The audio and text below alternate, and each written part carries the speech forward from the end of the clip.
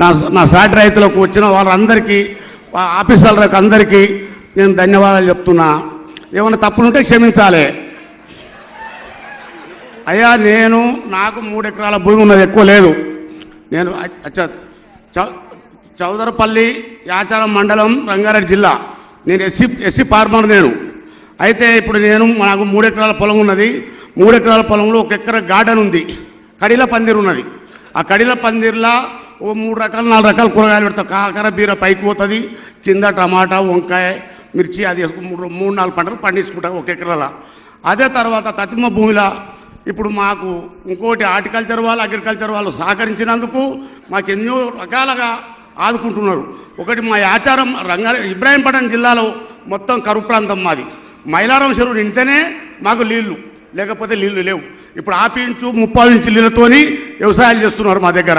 ఇంకొకటి ఏంటంటే పెద్ద మనిషి కడుపు నిండా చేసుకొని ఒకటి మాకు నీళ్లు 700-800 నీళ్ళు బోరేస్తేనే నీళ్ళు పడుతున్నాయి, లేకపోతే నీళ్లు లేవు. అది కరువు ప్రాంతం కింద. డ్రిప్ ఒకటి హార్టికల్చర్ వాళ్ళు డ్రిప్ ఇస్తున్నారు. అగ్రికల్చర్ వాళ్ళు ఏమో పెసలు కందులు అవి వేయాలని బయట సేద్యానికి వాళ్ళు చెప్తున్నారు.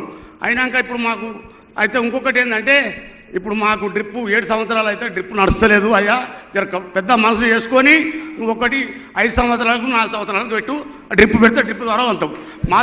మా చౌదరిపల్లి లోపల అయ్యా ఒక్క రోజుకు 6 డిసెంబర్లో కూరగాయలు హైదరాబాద్ వస్తున్నాయి. ఒక్క రోజుకు రైతులు. నేను ఒక్కటి చెప్పినది కాదు, మా చైర్మన్ సాబ్ కోఆర్డినేటర్ సాబ్ ఉన్నాడు, ఆయన ఊరు మా ఊరు దగ్గర. అయితే అటువంటి అప్పుడు ఆయన ఎంత సహకరిస్తుడో మాకు అంత సహకరిస్తుండ ఆయన. ఒకటి మటుకు నువ్వు డ్రిప్ మటుకు తొందరగా ఇవ్వాలి, మల్చింగ్ ఒకటి ఇవ్వాలి. ఇంకొకటి నాయన నేను అడిగేది నిన్ను ఒక్కటి, రైతుల గురించి అడుగుతున్నాను, నా ఒక్కరి గురించి కాదు. ఒకటి ఏంటంటే ఇప్పుడు రైతులకు లేబర్ ప్రాబ్లం ఎక్కువ ఉన్నది. లేబర్ ప్రాబ్లం ఎక్కువ ఉన్నందుకు మాకు మిషన్లు కావాలి. మిషన్లు అంటే పెద్ద పెద్ద ట్రాక్టర్ కాదు, బుల్డోజర్ కాదు, ఏ కావు, చిన్న చిన్న పవర్ వీడాలు ఉంటే నేను ఒక 10 ఆలు కొట్టుకుంటా, నా భార్య కలుపు తీసుకుంటుంది. తప్పకుండా వెంకటరమణయ్య అయ్యా ఆ పైన చదువుకునే పిల్లలకు చెప్పరు, చూడండి పెద్ద మనిషి ఎంత విజ్ఞానంతో మీరందరు కష్టపడి చదువుకున్నది ఆయన అనుభవంతో ఎంత అల్కగా చెప్పినమ్మో. నాకు అర్థమయ్యేటట్టు మీకు కూడా అర్థమయ్యేటట్టు చెప్పి ఇంకొకటి చెప్తాను. ఆయన సిటీ చుట్టుముట్టితే కూరగాయలు వండియాలని చెప్పాడు. కూరగాయలు వండిస్తే పట్టణంలో ఉన్న వాళ్ళకు కూడా మేలు జరుగుతుంది. ఇప్పుడు పక్క రాష్ట్రాల నుంచి కూరగాయలు తెచ్చుకునే పరిస్థితి వచ్చింది మనకు. ఒకప్పుడు రంగారెడ్డి జిల్లాలో బసెక్తి హయత్నగర్ నుంచి పాలకూర, మెంతం కూర, టమాటాలు, వంకాయలు, బెండకాయలు అన్ని కూరగాయలు వేసుకొని పొద్దున్నే పాల క్యాన్లు వేసుకొని వచ్చేటోళ్ళు. ఇప్పుడు ఎవరు పాల క్యాన్లు కానీ కూరగాయలు కానీ ఏం వస్తలేవు. అన్ని రియల్ ఎస్టేట్ లేఅవుట్లు ప్లాట్లు అయినాయి. మళ్ళా మన సిటీ చుట్టుముట్టుత కూరగాయలు పండించినప్పుడే లాభసాటి వ్యవసాయం అవుతుంది. ఈ సిటీ చుట్టుముట్టుత మంచి ద్రాక్ష తోటలు కానీ మంచి పండ్ల తోటలు పెట్టుకుని కూరగాయలు పెట్టుకుని 100% పెద్ద మనిషి చెప్పినట్టు ప్రభుత్వం మిమ్మల్ని ఆదుకుంటుంది. మిమ్మల్ని మంచిగా ముందుకు నడిపించేటట్టు.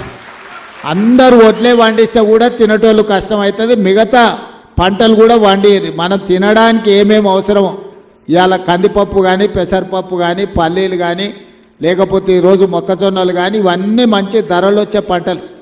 ఇవాళ రేపు మిల్లెట్స్ అని డైట్ అని ఎక్కడెక్కడి నుంచో తెచ్చుకుంటారు. వెనకటికే మన తాతలు ముత్తాతలు మిల్లెట్స్ అని వండించారా. కందులు పెసర్లు అంటే మిల్లెట్సే కదా. ఇప్పుడు అవి చిన్నగా వదిలి మీ అగ్రికల్చర్ యూనివర్సిటీ వాళ్ళు అందరూ వీళ్ళకు గ్రామాలకు వెళ్ళి రైతులకు అందరికీ మీ చదువుకున్న విజ్ఞానం అంతా వాళ్ళకు నేర్పిస్తే మళ్ళీ వ్యవసాయం మంచిగా చేయొచ్చు.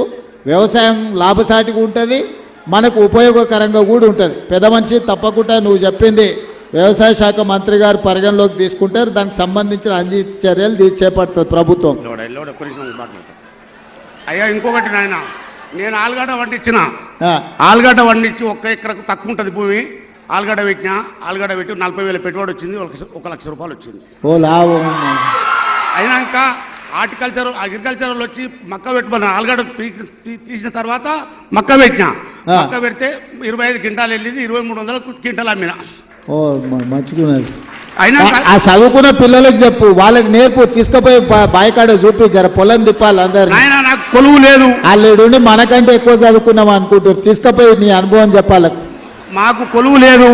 మా ఇద్దరు భార్యాభర్తలను చేసుకొని 3 బిడ్డల పెళ్లి చేసినా, కొడుకు పెళ్లి చేసినా. నేను మంచి సంతోషం, మంచిది, బాగా చేసినావు, ఇంకా బాగా చేయి, ఆదర్శ రైతుగా రా. అయ్యా ఫోటో దిగుతాను. అయ్యా ఒక్కటి ఏం లేదు.